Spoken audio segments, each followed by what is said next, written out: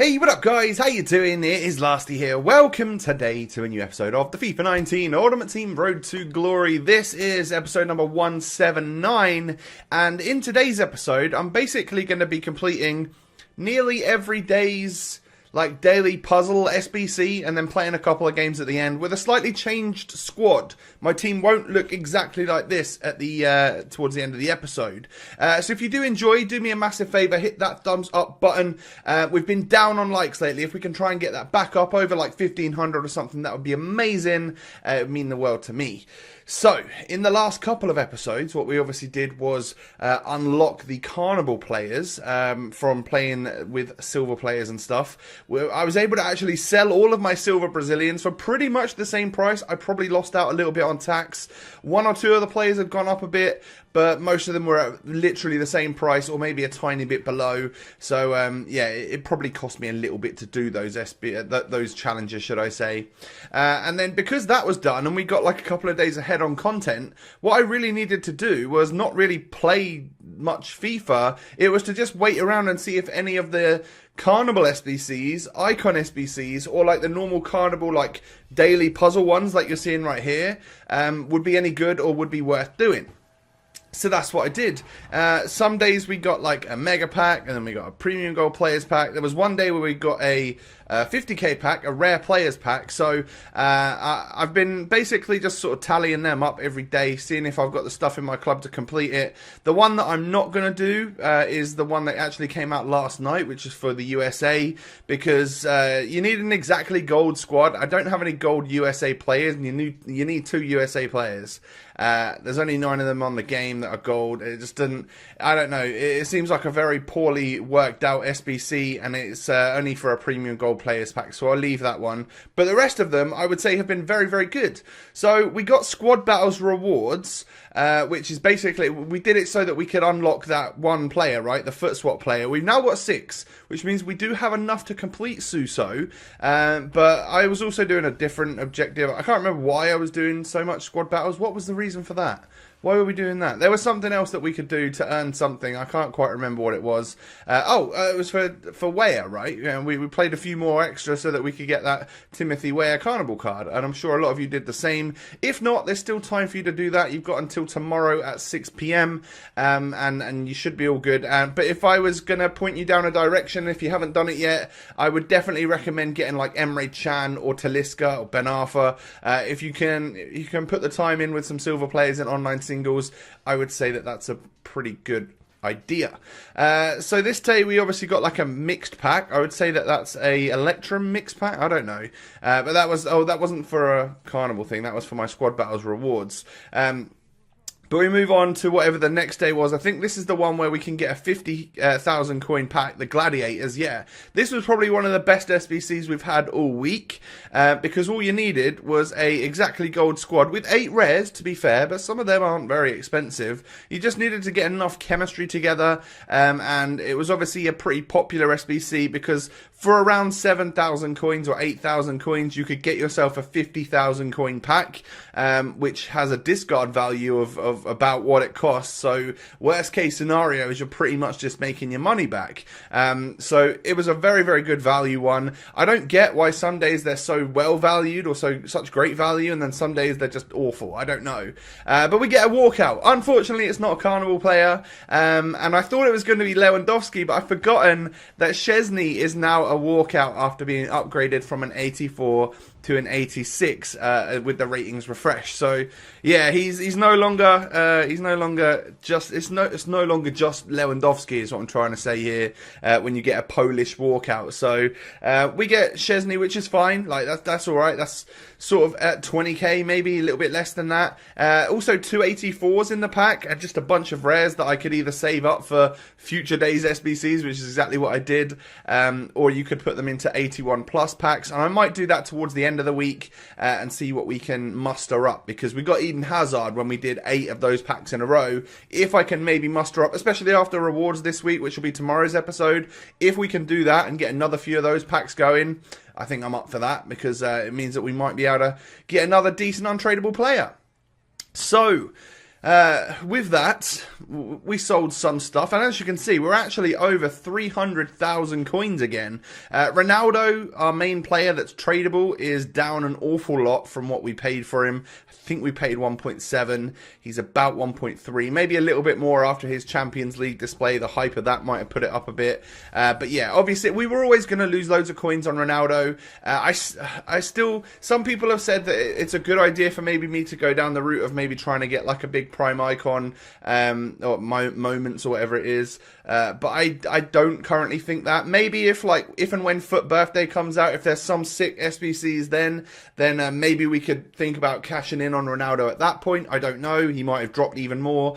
At this point in time, I'm actually trying to move away from the all he does is headers meta. So I think Aubameyang and Arnautovic will probably be coming out of my squad, or I know they will be for now anyway. Unless it isn't working for me, I'm gonna slightly change my squad up a little bit, which is what you'll see for like the rest of this video in just a moment, actually. But we'll open the last pack here, which is a premium gold players pack. Not a fan of that. I think they should be mega packs or above. But that's just me wanting better packs, obviously. And unfortunately, from the 25k pack, we don't actually get anything great. We get a Swedish CDM. It's nothing to write home about, is it? So yeah, not the best pack, but hey, we've submitted a few players, got a few more in return. Maybe it's all right in the end. But take a look at this. So this is what I've mustered up to be our latest squad. All right. I think it looks quite good when you think about it. So what it doesn't have is Arnautovic or Aubameyang, and it also doesn't have Aurier or who's the other player, Torreira. So we've actually taken a few players out of the team here, and it doesn't play like that in that formation. It goes to the 4-2-3-1, which is obviously my go-to. And what we would be doing is playing our squad a little bit like this.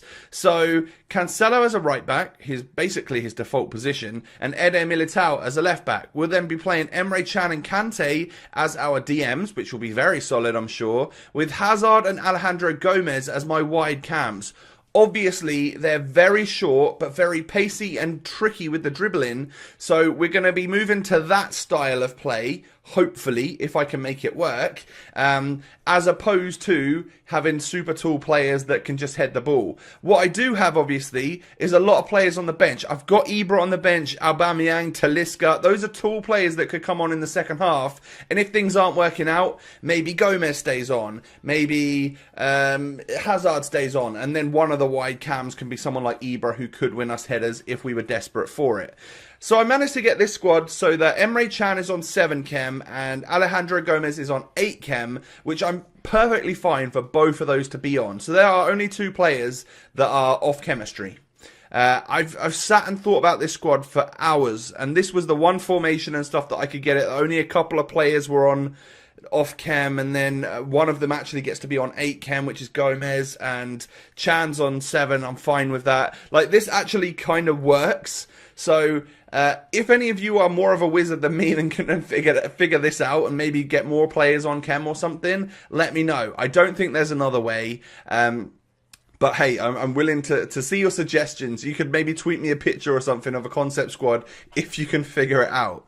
So what I decided to do was go in and play a couple Rivals matches. Now, I don't want to show you the clips from the first game because, well, I've not played Rivals in a while and I lost 5-0. But there was just proof of that right there. And the guy was literally shushing me, holding possession like I don't know. It wasn't an enjoyable experience at all. Definitely doesn't warrant being shown in the episode.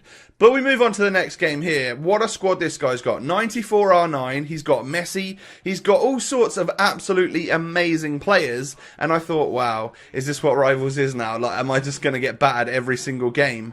But we start off fairly strong. Get a couple of opportunities and stuff. Hazard plays the ball down to Nedved. Into Alejandro Gomez, who turns the defender really well and strikes. So previously I would have probably kept that ball out wide right. Tried to loft it over for a header at the back post. But we've done something a little bit different, and we've played it into Gomez, who's using his trickery, pace and dribbling and stuff, and we were able to score like that. Interesting. Nedved then pushes down, plays it into Ronaldo, who gets past Maldini, but, well, luckily gets it back. And, I mean, it's a very lucky goal to score. One, Ronaldo shouldn't have received the ball back, but I luckily intercepted. Two, it comes off the post straight into the path of me. But we'll take the goal. We sort of earned the opportunity, I guess. But he gets one back with Messi. Like, if you give Messi any space on the edge of the box, of course, his clinical finishing is going to come into play, and he will use that wand of a left foot, although I think it might have been a right-footed goal, to score. And then he equalises on me. 38 minutes on the clock. He's got it back from 2-0, where I thought I was going to be doing all right. And you can see at half-time I've had a better game. I should maybe be in the lead, you could say. But it's a draw, and I'll take that for now. I just need to push on in the second half. But that, my friends, did not happen whatsoever. I became very, very sloppy in defence. He scores a kickoff goal right from the very start, but, you know, that is what it is. They happen. I could have scored one before, but I missed my opportunity. And then a sloppy defending there. Should have cleared the ball properly. I didn't, and it comes straight out to Messi, who's unmarked, and, well, of course, he's going to net that one. So now we go from 2-0 up to 4-2 down. And then just some more great movement. I don't know whether this was just my opponent being a good player, me being a terrible defender, him having some great players with some great positioning, or a combination of all of that. I would say it was probably a combination of all of that. But he scores again and we lose 5-2. So GG's to my opponent. I actually had more shots, more on target, played a very similar game to my opponent, but he was able to be so much more clinical than me. And I would say that's just about how rusty I am on FUT right now. Because apart from playing the weekly objectives and last weekend's weekend league, I don't really play anymore. So if there's no objectives this weekend, it's going to be the weekend league, and that's it for me, because otherwise I don't enjoy rivals at all. We go into another one here, another great team, obviously some very good Reds that I'm incredibly jealous of.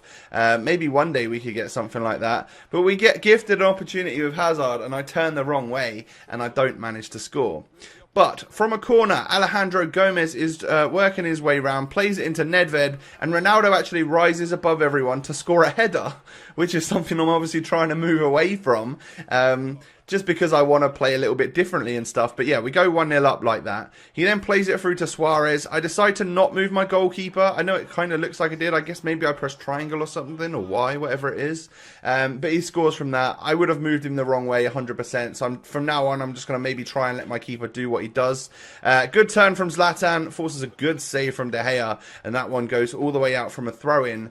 But from the resulting throw, obviously you can see that Zlatan's on now. It's the second half. So I now have an aerial option should I need it, and well, Gomez whips it in, Ibra stuffs it home. I can see why I do that, because it seems to be so much more, like, it works a lot more than what I'm trying to do, which is dribble my way through and score nice goals. But hey, you know, you got to do what you got to do, right?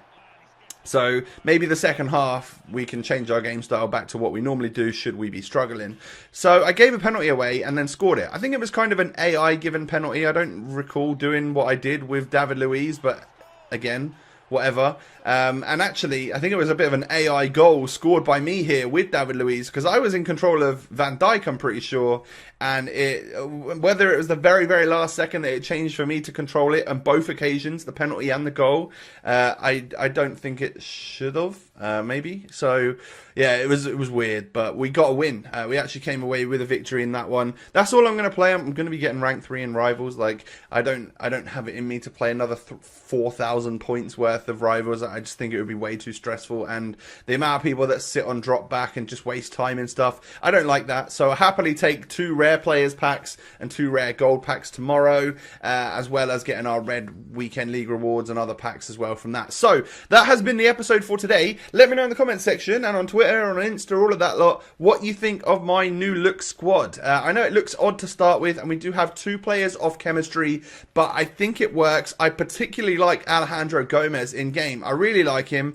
When I saw that he got an SBC card, I was buzzing with the thought of maybe upgrading to that one, but it's stupidly priced, so obviously we won't be doing that. We won't be getting the Carnival one. And Emre Can, after a couple of games, I quite like the look of him in CDM. He's doing an alright job, and a player that I want to use because he's an interesting card and I really enjoyed unlocking him. So yeah, if you haven't done so already, hit me with that thumbs up button. I'd really appreciate it. Don't forget to subscribe to the channel if you're new. Follow me on Twitter, follow me on Instagram.